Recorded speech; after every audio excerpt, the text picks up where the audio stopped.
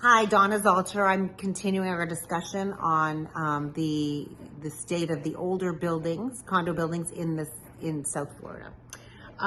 Many condo buildings in Florida had gotten away with not carrying reserves. Many of the retirees who moved here elected not to carry reserves, and it wasn't mandated by the state. So that's how we got into the deferred maintenance that unfortunately and tragically affected Champlain Towers. So right now, to counteract that, we have many new laws, and one of them is that the buildings have to be fully reserved by the end of 2025. And also, buildings are required now to have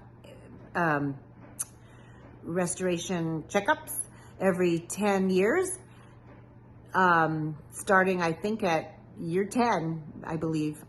So we're seeing a lot of buildings, even newer buildings, getting into concrete restoration and stuff like that. But that all comes with a cost, and it all comes with assessments if the building doesn't have reserves. And if the building doesn't have reserves, we'll also have to fund for those reserves.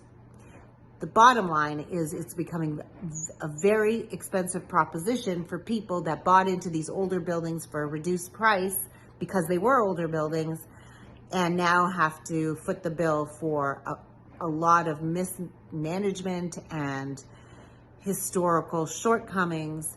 So we're in a mode of playing catch up. Next video, we're going to discuss how this affects buyers.